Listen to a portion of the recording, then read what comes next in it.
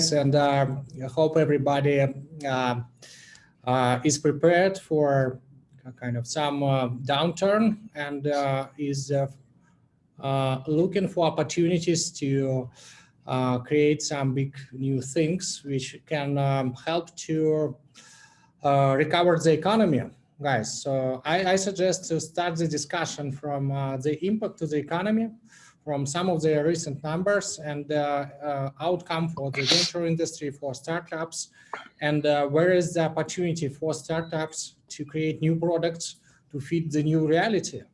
So let me start from the jobless claims numbers, which is minus 3.3 million new people fired last week in the US. This is something like 7 to 6 times larger number than ever in history. And economy forecasts for second quarter is minus 25% is a consensus from top investment banks. Some of the industries experience close to 100% decline in revenues, such as restaurants, airplanes, and so on. Guys, so what do you think will happen next? Are there risks for corporate defaults, for sovereign defaults, other cycles, self-enforcing loops which can trigger a bigger damage?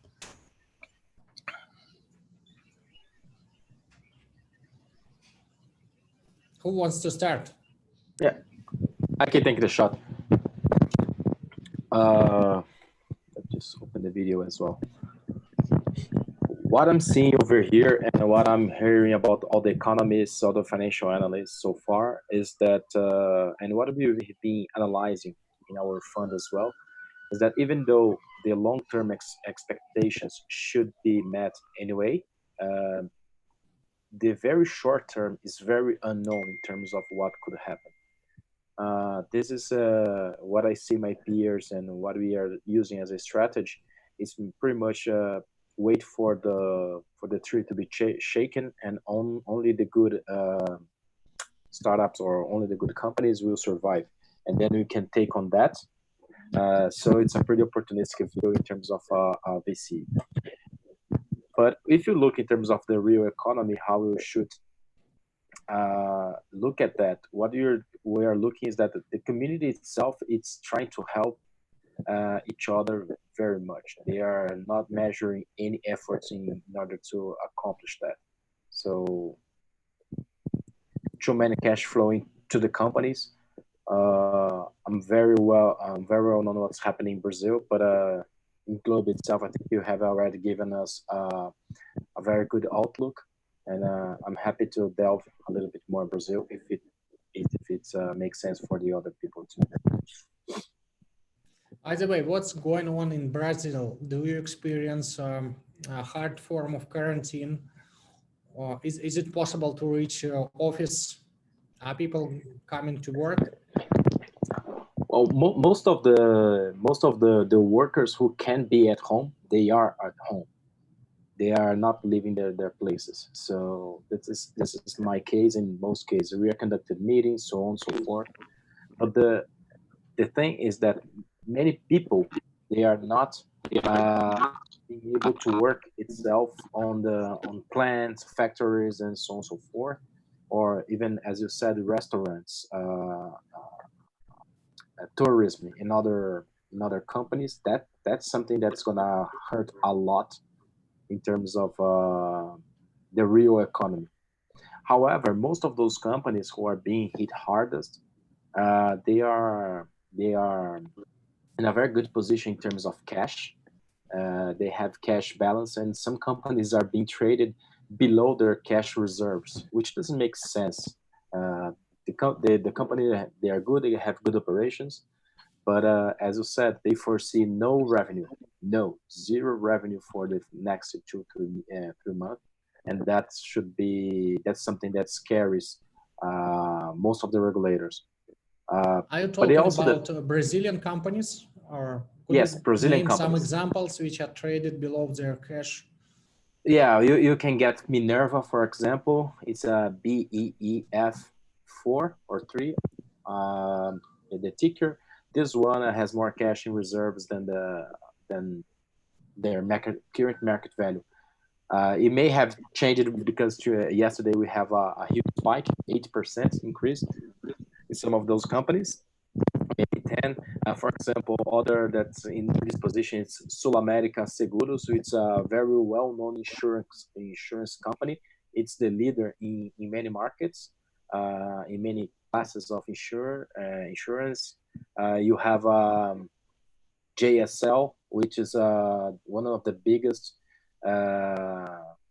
JBF actually. It's one of the biggest exporters of protein, namely beef and chicken. So we have very good real economy companies that are very cheap at this point. Okay, so I'm not surprised that insurance companies could be valued below their cash because they can have a lot of obligations in the future. All right, guys, what do you think is going on with the stock market? There are some of the companies which have billions in debt and exposed to transportation collapse.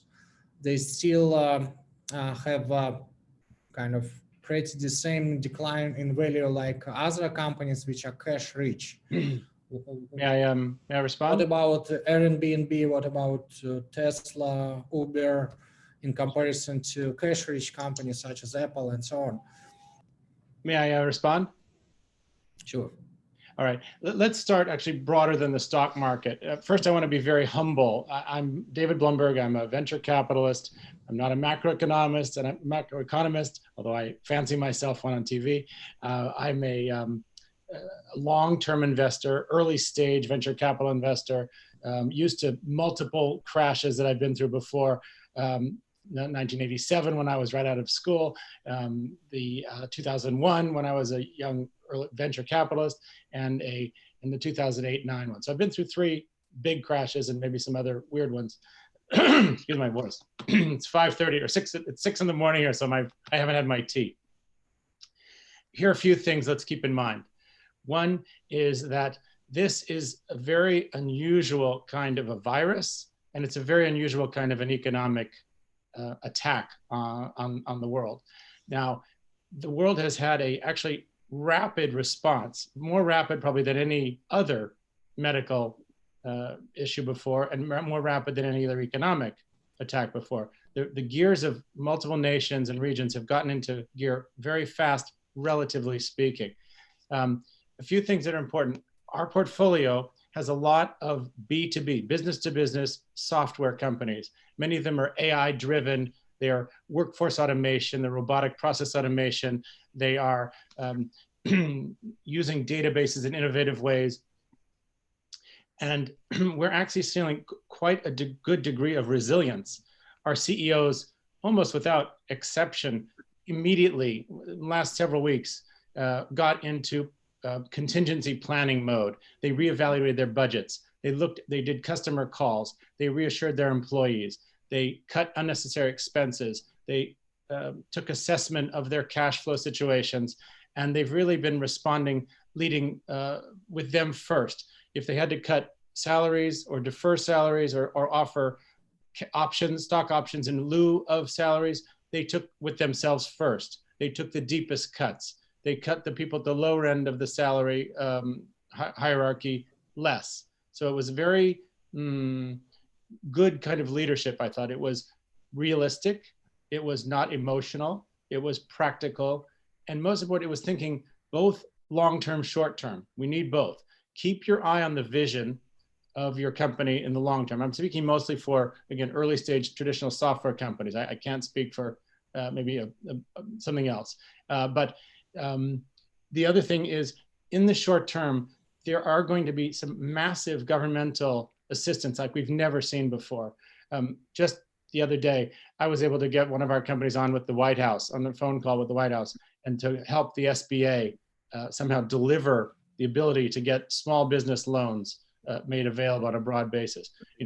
technology is here to help. We have the new software stacks. We have the ability to scale. We have the cloud infrastructure that a lot of the old-fashioned governmental solutions will not have. So we're here to help. And luckily, the government is at least the US government is very interested in getting a public-private combination to work together. They're very interested in getting rid of old bureaucratic delays that frankly needed to go. And this is a catalyst to get rid of terribly outdated rules at the CDC, Centers for Disease Control in the US, the FDA, Food and Drug Administration. So this crisis has terrible outcomes, of course, but it has some really positive long-term future benefits for the world in terms of at least freeing up US innovation. I have a lot more to say. I don't want to take all the time, so I'll pause there. But I think I've seen our folks respond pretty well. I think most of them are going to make it. This is not a disaster of no return. Most companies will come back after a quarter or 2 quarters or 3 quarters of very bad times. So if you have enough cash to survive that, I think people are going to be pretty much okay. It's not going to be easy. There are going to be sad number of people dying. But I think ultimately for at least the people in our portfolio, the CEOs and their employees, most of them are going to make it just fine. Thank you. Assuming credit default doesn't happen, right? We're all under the assumption that credit default doesn't happen. Go ahead. You probably know more about that. I mean, we've seen, credit folks holding back for our fintech companies. And yet, again, some of our fintech companies are part of the help. Thank goodness this happened at a time when we have, as somebody said before, I think Eduardo, at least he was talking about Brazil. I'm talking about in the world, very strong balance sheets. Our corporate balance sheets of our major corporations are stronger than practically ever. The banks are extremely well capitalized and we're flush. And there's been a lot of strengthening since the 2008 crash. And so even though, junk debt has been rising and so on, you may be more of an expert on that than I am. It seems to me that we have actually a lot to be thankful for in terms of the timing of this. And then if I can go a little bit, baby epidemiologist, this is a disease that infects a lot of people, but it really only kills very elderly people so far. That's what we've seen. And so it doesn't affect the active workforce. And if we can protect our elderly people and our vulnerable people with compromised immune systems by certain kinds of isolation and so on, perhaps we can prevent the worst from happening to them. So there, and I think some important things you want to talk to about credit, which you may know more about than I do, but I think that we are actually blessed in a certain sense of the particular characteristics of this disease pattern and of the relatively rapid response, and the fact, frankly, that it started in China and then it moved out. If we notice which countries have responded, quote unquote, best, it's Korea, Taiwan, Japan, who all suffered through the SARS epidemic along with China. And those folks were ready. They had extra masks, they had extra respirators, they had policies, frankly, to block people at airports and test them with temperature gauges right at the airport. So they took steps quite early. Most of the rest of the world didn't suffer that, and so we weren't quite as prepared. And sometimes, frankly, you have to get kicked once to be worried about walking right behind a horse in the future. And those East Asian companies were. And so this time, they're recovering fastest. One of our software companies works in supply chain, or several actually are involved in supply chain. They give us a very interesting view of the world. Of course, their orders in the US and Europe are dropped dramatically, but their orders in Southeast Asia and in China and in Japan and Taiwan have gone up because the large port operators, the folks like Kuehne+Nagel, big logistics company from Germany, have reopened their offices in China, Korea, and Singapore as of last Monday. At least that's what I heard. I don't want to be giving wrong information, but I did hear that, and they're starting to try and ship things out. Now the question is there demand? But I think there's enough pent-up demand that it'll start to come back after a big hiccup. Okay, I've been talking too much. I'll pause. Yeah, I tend to agree with you, David. Oh no, you have the risks of credit defaults coming out of a massive unemployment effect that we have never seen in the world before, especially in a first world economy such as the US. A lot of what, aside from working as the managing director here at 7cc, I teach blockchain at UCLA, and we do a lot of studies regarding like the current economy. So if you think about what are the trickling effects of a massive layout, I think that that's definitely going to hit home at some point, right? And everybody is stacked on top of the others. So if you start from credit default, you move from credit default into smaller banks being anchored to larger banks, and larger banks, although well capitalized, not being able to fulfill their obligations, you have a problem. But I think that a lot of the people here on this call are interested about crypto, and I think that honestly, crypto is doing well. You know, we've seen volumes across exchanges that are positive. Valentin, maybe you could tell us a little bit about how much you guys are doing over there at LATOKEN. Some of the other markets we look at are hitting record breaks. Down in Brazil, yesterday they traded above 200 BTCs on the 3 major exchanges. It's been interesting, and we've seen the sell-off of Bitcoin mainly coming from institutional investors, and when the Fed announced their relief program. Most of the movements were in wallets that had more than 10 to 100 BTCs, which, as we all know, are not community holders or evangelists of crypto. So in the institutional things that crypto is a risky asset, and they fled to lesser risky assets in their view. And where we see the growing traction in startups which are cut from traditional fundraising ways. So great startups were able to fundraise from venture funds, from angel investors, and the sums like 100,000 startups wouldn't get money this year to our estimates. So some of them wouldn't get tranches from their rounds, which they already signed, and get some of the money, but they can't get the next money which they expected. And new rounds do not come in because of de-risking. And at the same time, there are probably thousands of startups which could grow during their this meltdown, and which can help to fix real new pains, and they are still cut from investors. And one of the goals of our online blockchain economic forum is to connect them with high net worth individuals worldwide, those who have cash and they're interested to shop startups which was not available for them before. So they just didn't have access to great startups, and now they have this chance. I want to compliment you, Valentin. I think you are part of the solution as well. This couldn't have happened during the Spanish flu of 1918, right? You and this group on the call, both the entrepreneurs and the investors, are really part of the solution. We can still keep in touch, even though we're all sequestered at home in San Francisco and maybe in Brazil and other places. It's remarkable that we have these tools, and I think we're going to get through this better than people think.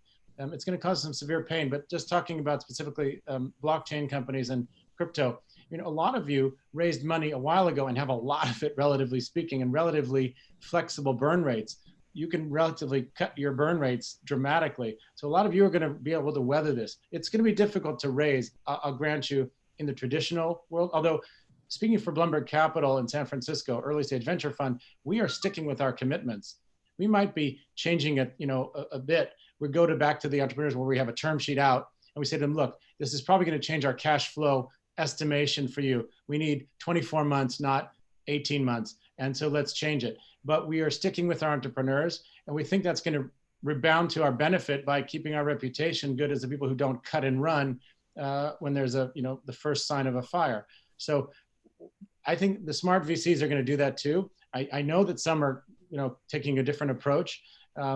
I think this is the time for people to be resolute, not emotional, but rational, and think long-term. I'll just give a little bit of a joke. I always say that the sport of investment bankers and day traders is surfing. They're looking out for the wind and the waves. For VCs and for long-term folks, and I think even in the crypto world, we should think about scuba diving. Worry about underwater long-term currents. This is a 5-10 year game for us. And a quarter or 2 or 3, even a year, you got to worry about cash flow. But other than that, we're going to be able to buckle down, do more development, automate your processes. And when you come out on the other side with pent-up demand, you're ready to scale really fast.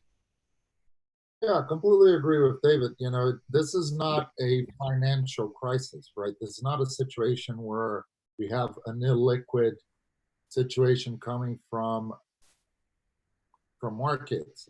Markets are liquid. This is mainly a social crisis. Although people still have money. What worries me is the trickling effect of short-term debt. But aside from that, we here still sticking to our plans. We're making our commitments. We're moving forward with our plans on mining. We're moving forward with our plans on STOs and cross borders. We're issuing an STO actually in Brazil. It's interesting to hear that the market there is doing well, aside from like the meaningful shutdown. And I think that people are going to come back really soon. I don't think people can be on lockdown and without moving for more than 2 months. Okay, guys, we have something like 5 minutes. Let's summarize our maybe insights or add some new insights. Who didn't speak yet, guys? Well, Valentine. Hi. Julio, I haven't spoken, but that's okay. Okay, go ahead.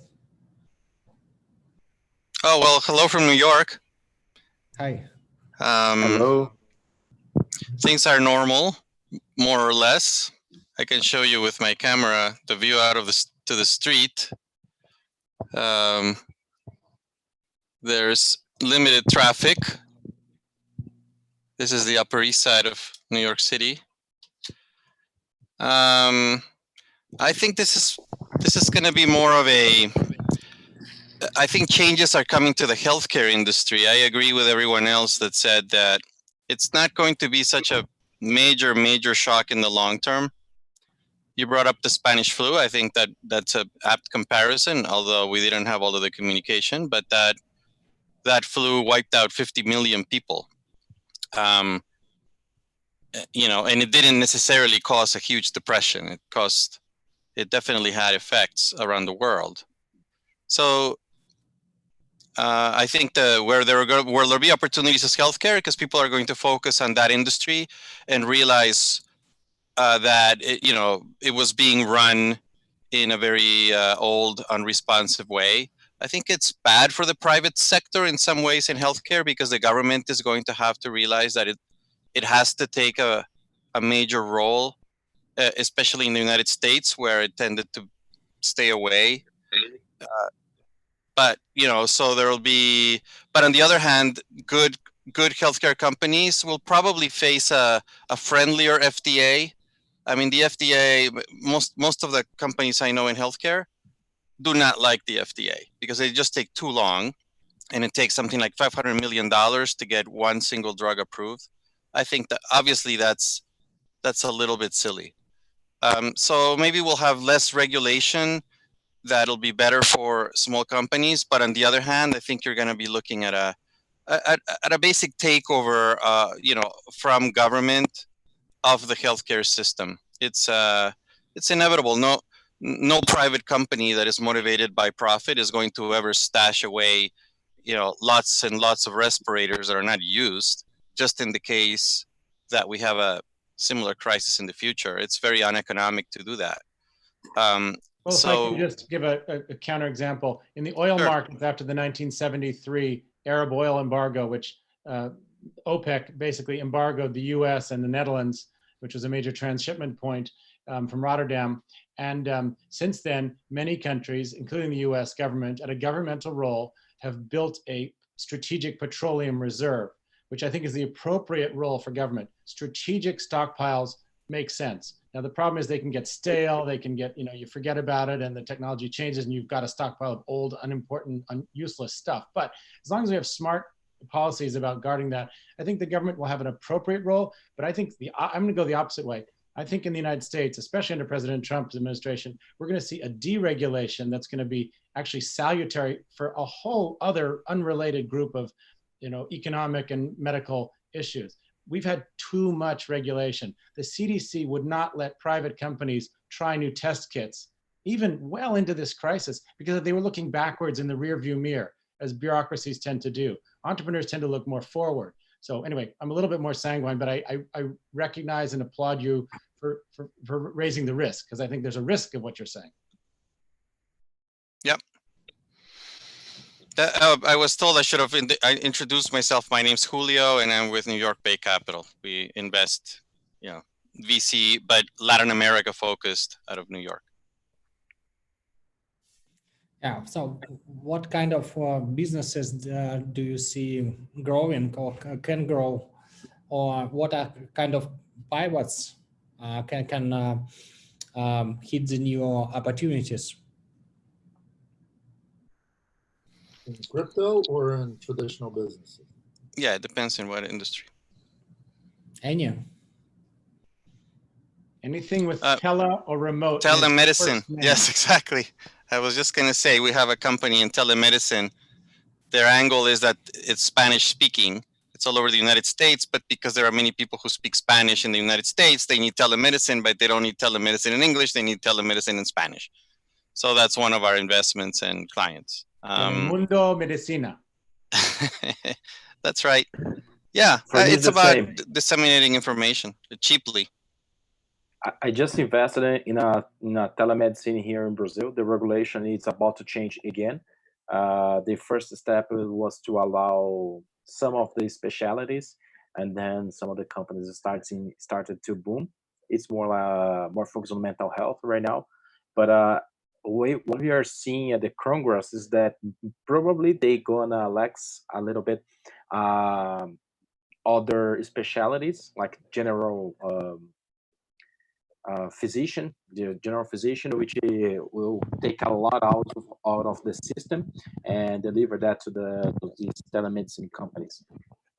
In these last 3 weeks, we saw maybe a 10 to 15 times as much demand as we saw before. So I'm pretty happy with this investment, and I'm pretty happy what it does that will impact the society as a whole. All right, guys.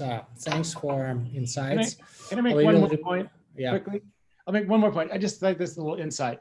This is not a problem of medical, and it's not really a problem of economics. It's a problem of governance. Two problems. In China, specifically the Communist Party of China, President Xi, I'm going to blame him personally, and I'm going to blame the whole party. And I love Chinese people, and I love Chinese food, and I love Chinese culture. But they were not transparent. This did not need to spread the way it did. That's number one. Number two, in the developed world, in the US, we see the problem of bureaucracy. We have the wrong kind of governance. We have old, creaky, backward-looking rules that are stopping us from doing things. I'll give you one example in telemedicine.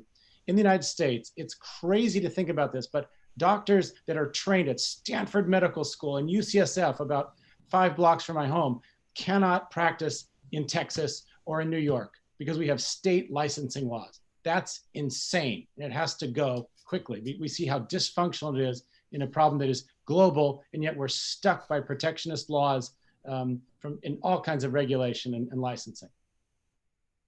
Great. Okay, guys, thanks a lot for your insights. We will have such sessions each week, and I think we'll have it each day, and I hope to see you next time during some of the sessions.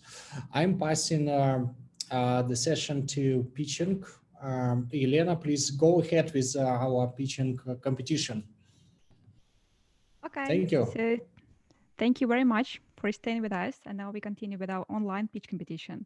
And I'm asking Robert Perry, President and co-owner of Surfix Cryptocurrency Exchange, to please go ahead. Hi, Robert. Hi, can you hear me? Yes, we can. Okay. Well, I was trying to get a test to see if we could actually come on here. Hold on a moment. Hi.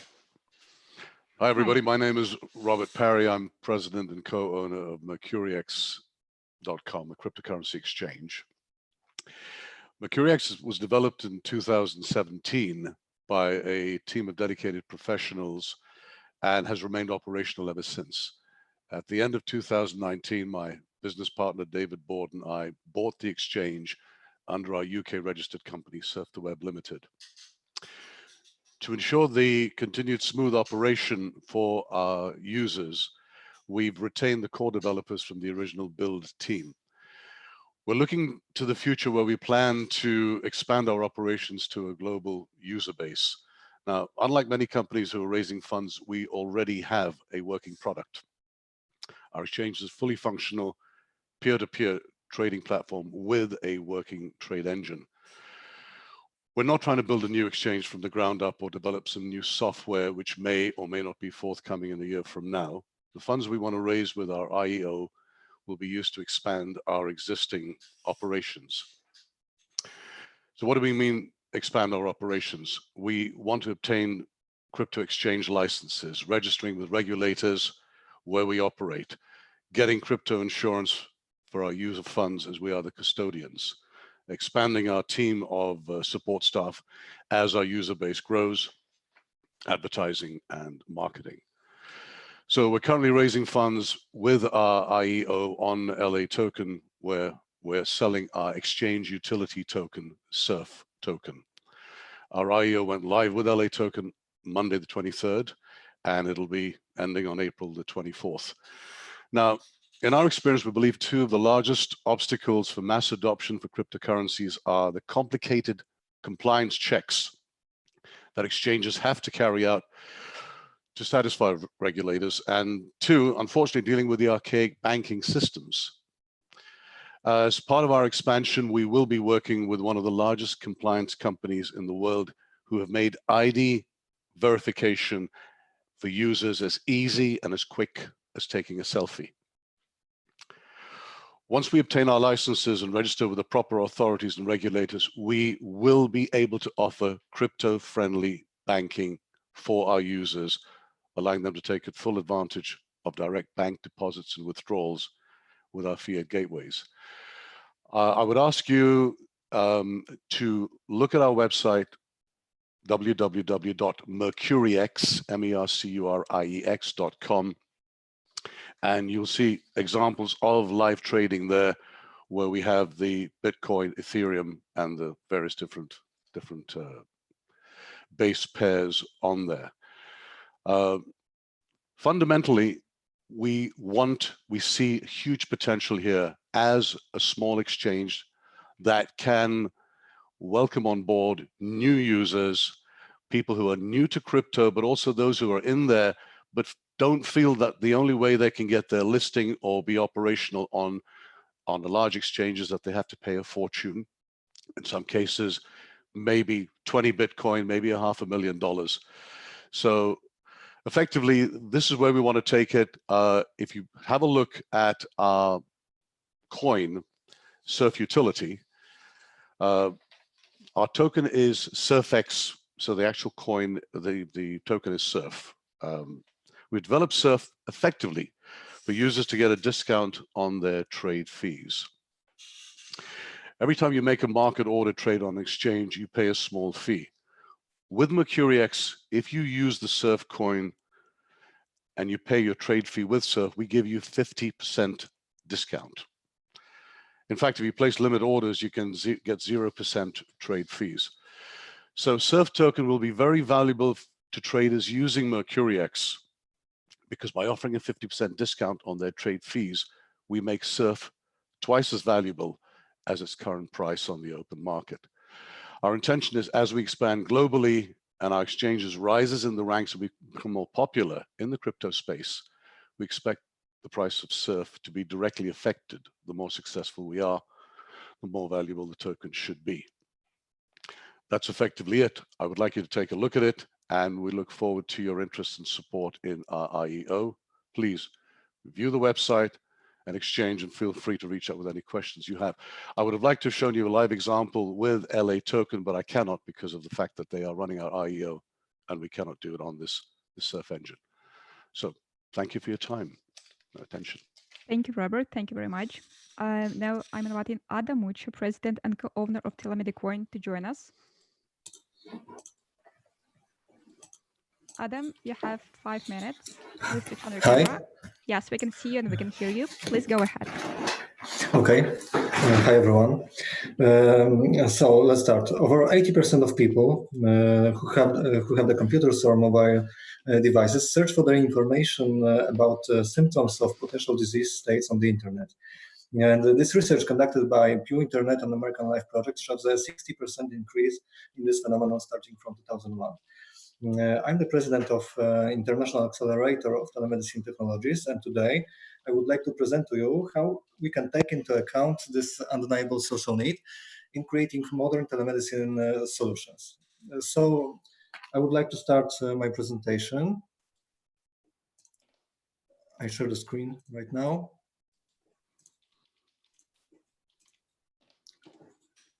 Can you see my presentation? Yes, we can. Now? Okay. Never in human history information flow was so big as today. Most of this information is superficial. If I ask if many people use Facebook, it will be a rhetorical question. However, this question in the context of my speech determines the need to ask another one. How many personal details of social media users are used to create personalized ads? And then cannot we create personalized alerts about the potential risk of disease created by artificial intelligence? And the Telemedicine project and the Medihash system, it's a construction based on 3 pillars. The first one is a blockchain network, which ensures the centralization of data exchange, preventing their unauthorized modifications, as well as accelerating administrative processes. And I know the regulations, but international laws and regulations have expanded in recent months and weeks to accommodate greater adoption of telemedicine systems, especially during this public health crisis. Healthcare providers are now better situated than to consider implementing such systems. And the second pillar is the possibility of using neural networks to diagnose the potential risk of disease for patients. It's not the new technology. We have neural networks systems in medical healthcare adapted from a few or many years. And second pillar, third pillar is the effect of reflections on the effectiveness of some therapeutic solutions and the possibility to adapting them to mobile devices. And I'm talking about behavioral therapy. If any form of therapy consists in transmitting suggestions, then being similar to information, and it is possible to adapt it as a mobile solution with all its clarity. And how does it work? Firstly, the medical entity enters the data into the system. Then an identifier is created and the anonymized data in the form of universal codes goes to the blockchain network. The user has access to the key and additionally use the modules contained to the application. And if he wants to use another medical entity, he sends his access key and the medical entity immediately obtains updated medical history, which is constantly analyzed by artificial intelligence. And during the Medihash system project, we want to merge into one entity because we have many companies that are specialized with telemedicine that will distribute telemedicine solutions dedicated to people who care about prevention of health, as well as B2B clients such as clinics, hospital, or pharmacies. This entity also will be superior in the field of running the Medihash system. And what about our staff? We have lawyers, we have professors of medical science. We have Wojciech Grynkowski, who is the president of Society of Telemedicine and eHealth. We have Professor Roman Kowal and Zbigniew Kotwica. They are university lecturers and specialists in telemedicine and neural networks. And we have also many years of experience entrepreneurs that are specialists in IT and cybersecurity, audits and in international companies. And the major focus of response efforts by governments and healthcare organizations globally is to prevent and contain the spread of COVID-19. I think the telemedicine systems are ideal for mitigating overcrowding of hospitals and clinics by treating low acuity patients while also preventing additional unnecessary human exposures and promoting delivery of high quality care. And I know that I don't have much time, so I have a short presentation. And for now, that's all for me. Thank you very much for your attention. If you want to contact me, if you have a question, feel free. I have maybe I try to enter one more time presentation because I have my contact details on it. Okay, thank you, Adam. Thank you very much. Oh, here. All right. Thank you very well. Thank you very much. I'm asking Alexey Shadrin, founder and CEO of EverCity platform, to please join us.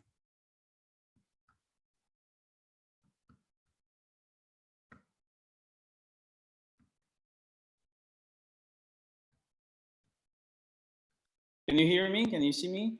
Yes, we can. Yes. So you have 5 minutes. Please go ahead. Yeah, great. Okay, so I'm launching my presentation right now. Okay, so we're going to talk about the impact investment, which is very actual in light of the current crisis. And we face two crises, the climate crisis. And one of the consequences of the climate crisis, by the way, is the spreading of new diseases. So the coronavirus, although not really connected to climate, could be one of the consequences of climate change. So here we develop a platform for impact measurement, management, and investment. Here's the team.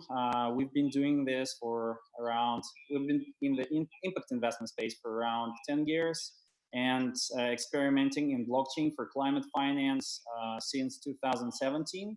We made the first ever carbon credit transaction in blockchain acknowledged by the World Bank and the UN. And now we're members of international alliances backed by the UNFCCC, which are developing solutions, digital solutions for climate finance. So our vision is that all the new technologies can help us to assess and manage economic, social, and environmental impact of human activities in a more precise way, and thus distribute the resources for those who are of bigger need. And this is also very actual in the current situation. So you probably may know that impact investment market is is growing at a very rapid pace, and it's almost 20% of annual growth. But we really need to reach the 1.5 trillion SDG investment gap annually to actually reach the sustainable development goals. And of course, we need to do that, but also, you know, millennials are more conscious about their investment decisions, and 2/3 of them really want to invest in impact solutions. This is another market driver. And also, we can see that in developing countries, there is a big potential for growth in many sectors, but not enough of finance. However, there are a lot of problems that digital technologies may solve, and the main problem is the greenwashing problem. So to say, the green finance and sustainable finance are made to finance sustainability projects and climate projects. But how do you measure the impact? And how do you make sure that this money is making real impact?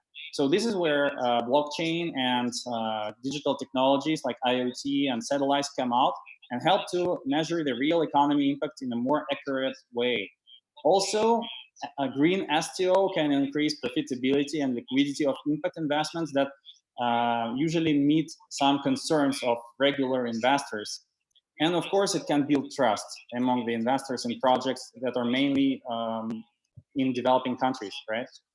So our platform implies all that.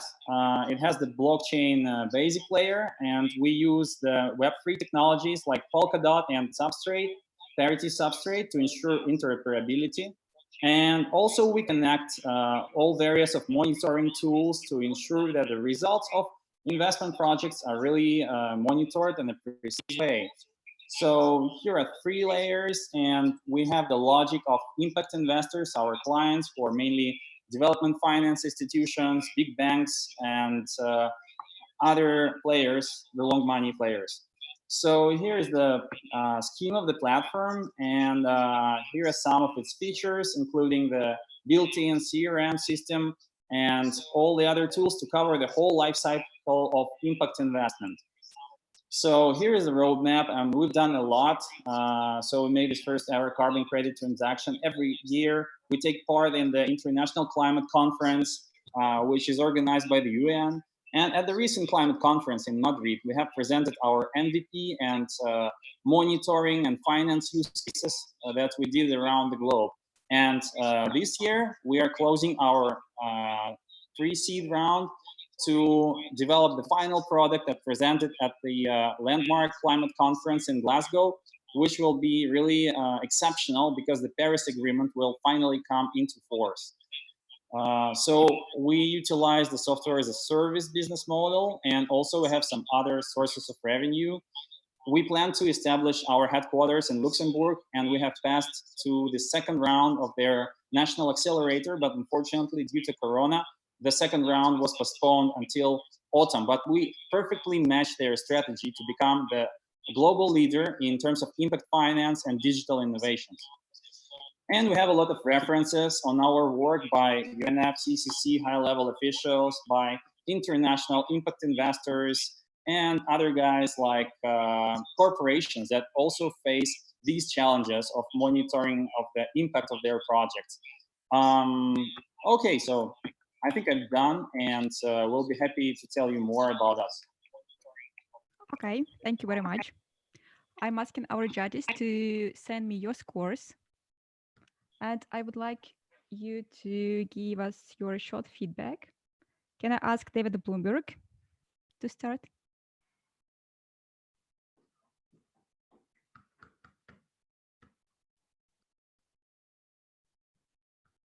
Sorry, I was on mute. We can hear you. Okay. Do you want us to talk about all of the companies or just the ones we find particular resonance with? It's up to you. Okay. Then I'm going to focus on I think Alex Mucha from the Telemedicine organization, because I found that most compelling for our sort of investment thesis. I think you're definitely onto a trend which is going to be vastly accelerated by this crisis that we're going through. And again, we made a joke about it, but anything with tele or remote in front of it is going to work better. My partner at home went to a grocery store the other day and didn't touch any point of sale, only waved the phone over and did virtual contactless, payments. So anything like that's going to be good. What I liked about yours is that you had a very clear presentation, and I'll be tough, clearer than some of the others. You talked about what you do, the technologies you use, the market you're going after, and it seems extensible. It seems that it can start in certain areas and expand to others. I'm gonna let other people talk, but I'll just pause there with those points.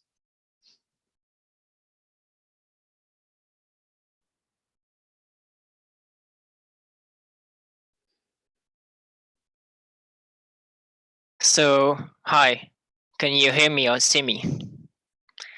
Cool. Hi, So, Alexander. Yes. I'll give a quick intro about myself.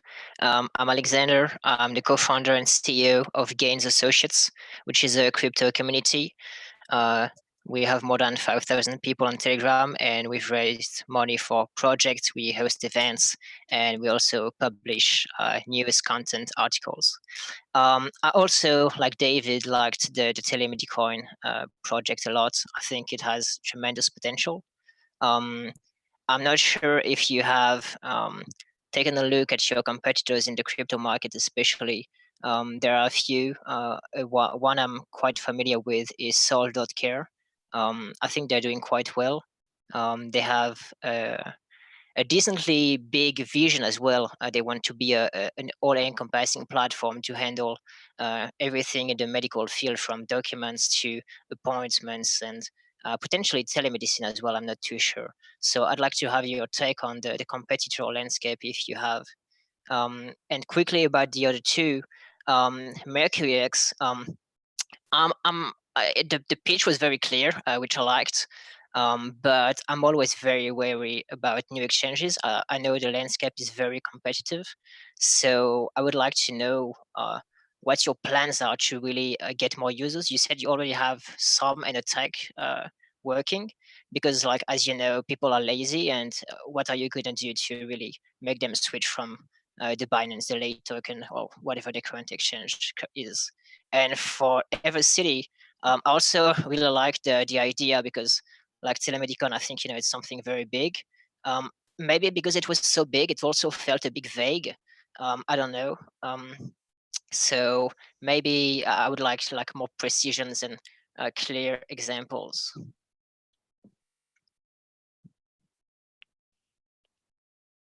Okay, thank you, Alexander.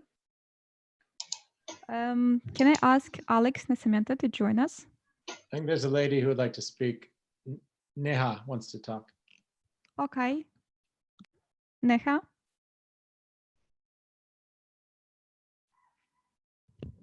Neha, do you hear me?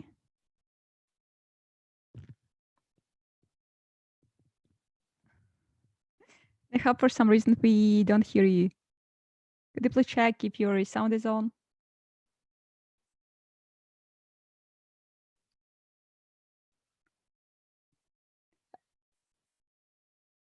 Alex Nascimento, can you join us? Sure. So across some of the things we saw, what is closer, but although not part of it, what our investment thesis is the exchange. I think that as an improvement, I would like to know which markets they're operating. I think that that's key if they're going to focus on a more regulated approach and crypto to bank or crypto to bank, fiat banking operation. So I think that that could be an improvement. Obviously, how many users they have today, and if they're going to give 50% discounts and fees, that's great, depending on how much are the fees, right? If the fees are 100 basis points, then 50% discounts is 50 basis points, which is different than if the fees are like 400 basis points, like on Coinbase. So it's all dependent on how much the fees are.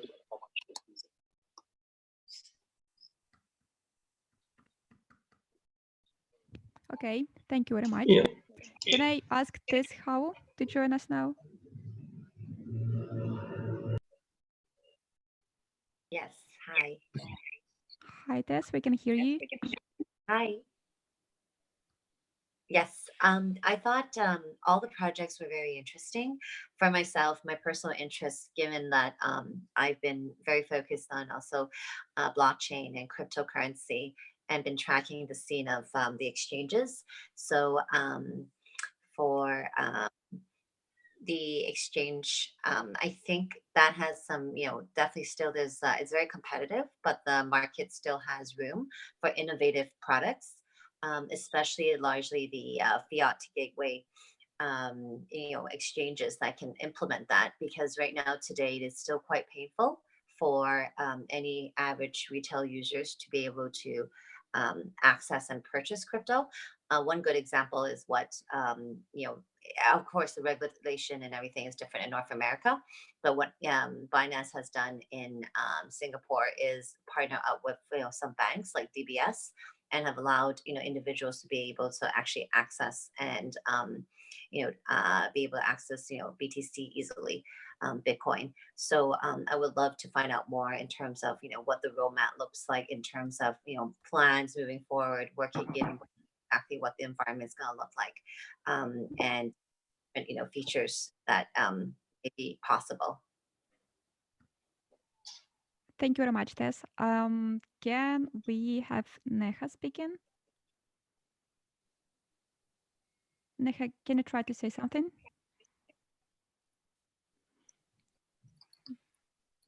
No, we do not hear you.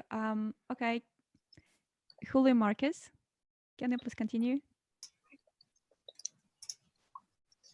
Okay, can you hear me? Yes, I can.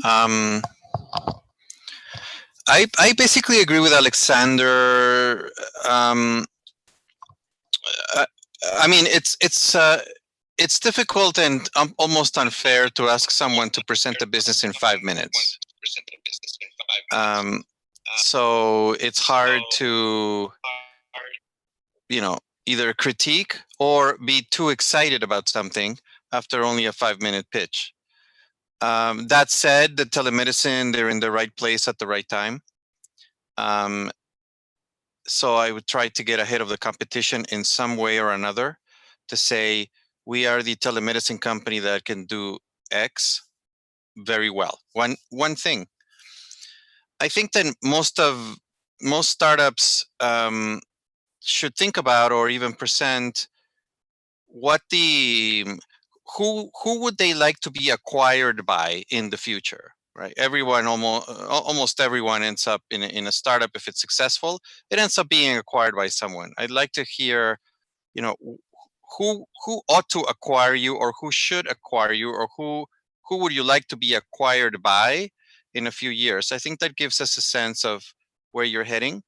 It's an open question, but we do ask that of our of the companies that pitch to us. We obviously care about exit, and one of the best ways to crystallize where somebody is going is to simply ask them, if all goes well in 5 years, and if it's not an IPO, if it's not some, you know, goal like that, but instead you get acquired by a larger entity, you know, which one do you admire? Which one do you think should acquire you? I would just like the answer to those questions from all three. It would just give me a better idea of maybe how to think about them. That's pretty much all my comments for now. Okay, thank you very much. I'd like to ask Gus Roman to join us. Hey everyone, I'm Gus Roman. I'm an investor of Global Funders Capital. I focus on healthcare, so I focus on telemedicine opportunity. Yeah, I thought they were all really interesting. I thank everyone for taking the time to present today. For the telemedicine opportunity, I think it's a good vision, and I think like it is the right time, as a lot of people mentioned. I would like a bit more awareness of what other competitors are doing, and specifically on the business model. So I know Teladoc, for example, is a subscription-based model where 85% of the revenues are based off subscriptions, and I know a lot of insurers in the US in particular have reacted against that, and more looking for a per call type of subscription fee. And there's also a lot of different regulations in the US right now. Medicare recently unlocked the originating site requirement. So now it's not just limited to rural areas. That all being said, not exactly sure where the telemedicine opportunity was, what market it was focused on. So a little bit more details there and how the regulatory environment will be conducive, or what barriers there are for succeeding. And also for everyone too, and mentioned by the last presenter, a bit more clarity on both on the initial approach, what type of specialists or customers you're trying to target, and also what the ideal exit is, whether that's IPO acquisition, how you're thinking about that, and just also more specific asked on what the current steps are in the investment ask is at this present time. Thank you, and we can go on to the next one. Thank you so much. Let's try one more time with Neha. Hi, can you hear me now? Yes, we can. Could you switch on the camera? Okay. Yeah, I just wanted to make sure the audio was working. Audio is Okay, perfect. great. Yes, we can see you. Thank you. Okay, great. Thank you. So sorry, I don't know what happened there. So I'm actually in London. I'm with Giant Partners in Social Starts. We're a US and Europe investor. And 50% of our investments are in healthcare and life sciences. So like quite a few of the people on the call, I'm quite interested in the telemedicine one. And thank you for the pitches to everyone. I thought they were great. But just to comment on some of the comments that are made around acquisition, the long-term vision of telemedicine. So I'm a doctor by background, and I think the challenges with telemedicine has been, it's great to be able to see a doctor patient by video, but how do you get that hands-on touch? So this concept of having IoT devices or some way of biofeedback of collecting vital signs, whether it's something as simple as heart rate, respiratory sounds, and feeding that back to the doctor in real time, so you can do a much more thorough assessment, because there's a lot of risk around just through video consultations making an accurate diagnosis. So some of the conversations that we as a VC have had with insurance companies has been simple telemedicine is not the solution. So sort of to what David was saying about taking a long-term view over the next 4 or 5 years, once we get past this, is how do we get that adoption of a complete risk profile of a patient, but whether it's with a doctor or a nurse, so that you can make an accurate assessment and give actionable insights. I don't personally feel that telemedicine on its own can do that. And I think insurance companies, particularly the healthcare system in the UK, the public healthcare system are onto that. And they're looking for what's next beyond the telemedicine. What kind of, how can we use AI and machine learning to actually get a lot more information and data insights on patients to doctors? So I think that's what's going to play into the IPO acquisition argument, because insurance companies are already looking at that and they could be a potential acquirer, but also so will customers wherever they may be. So for the telemedicine startup, just I wondered if you'd been thinking about that at all. Okay, thank you very much. I'd like to ask Eduardo Kupper to join us again. Sure. I believe most of the comments has been said, but first, thanks for taking the time to present it to us. What I do over here, I'm a manager of 2 funds within the Bradesco. It's the largest fund. We focus on venture capital only, early stage, and one of the funds is more focused to the bank part of the business, and the other one for the insurance part of the business. The insurance partner also includes healthcare. So besides being a bank, we do not focus on fintechs and stuff like that. We actually invest in almost anything that relates to the banking or to the payments or financial system ecosystems in general. Even, for example, productivity tools, for example, it's something that we look at.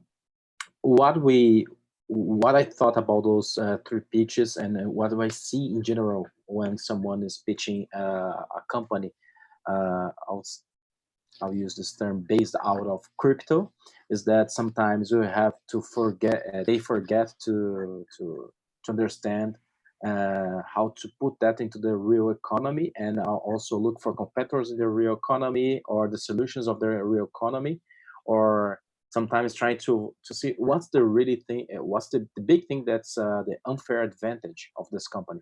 And 99.9% of the times is not crypto. So bear in mind that the pitch should be much more about the business rather than how you're going to implement that, because people still do business out of the virtual world. So that's something to bear in mind. Of the 3 pitches, the one that resonated better was the one about the telemedicine. But however, this comment is still valid. That it's someone has already pointed that there's another Teladoc, for example, which is one of the leading players on this sector.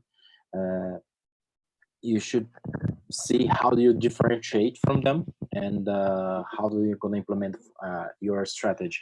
Sometimes it's just geography. For example, probably the investment of the other speaker or my investment in Brazil or Latin America probably mimics Teladoc in some way, and it's specifically for this geography. So bear that in mind. But however, I like a lot, all of them. 5 minutes is not enough, and sometimes it's a one-way conversation. It's also provides limited insights for the person who is listening to the pitch. Okay, thank you very much. I'm going to ask Giampaolo Parigi to join us. Yes, hello. Hi, Just a we can moment to see hear that the you. video. See the video starts. Now we can see you. Thank you. Good day, everyone. I'm Giampaolo Parigi, a venture capitalist and chairman of a single family office. I have listened to all the presentations, and I think Valentin actually, as our gracious host, has replicated what we do expect. 5 minutes is more than enough to give a very good elevator pitch. And as a venture capitalist, I must say that unfortunately, I haven't heard from any of the participants, unless my connection broke up in certain points, but I don't think so. I haven't heard from any of the participants the amounts that they intend to raise and the use of proceeds. And I, as an investor, would like to know that. Having said that, I realize that probably today, under the circumstances, maybe the participants themselves were not really focused on these very important aspects of people like that are supposed to commit investments and decide sometimes very quickly. I have liked very much most of the presentation on telemedicine, because I think under the present circumstances, it has the highest likelihood of getting traction. And not only because of the coronavirus, I think that the market was there already before the coronavirus came into play. I mean, Bill Gates has been for the last 6 years and almost gone unnoticed and unheard by the punch he carries. And I think that really has the potential to get traction and to reach bricks and mortar levels in terms of revenue generation, quite solid, quite established. I also agree with our fellow doctor in London that probably there's something else, telemedicine coming on, but I think that telemedicine has come of age, and I think now, because of the coronavirus, really can make its mark, and the companies that are supposed to prove that their platforms are scalable are in a position to get funded. Thank you very much.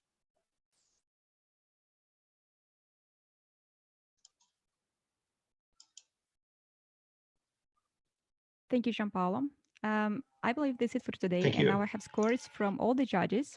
And according to the data I've received, our winner for today is Adam Mucha from Telemedicine. Congratulations, Adam.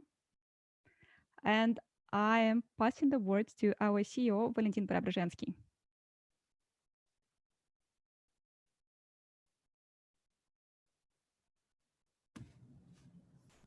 Do you hear me? Yes. Hey, okay. So thanks a lot for this insightful discussion and our pitching session. We will scale this to build the bridge for startups to reach investors worldwide. We will work to bring greatest startups there and greatest investors so they can spearhead innovation for the new reality and for new products which can help to adopt the economy to this type of volatility. So thanks a lot, guys. I hope to see you on our next roadshow pitches. Have a great day. Goodbye.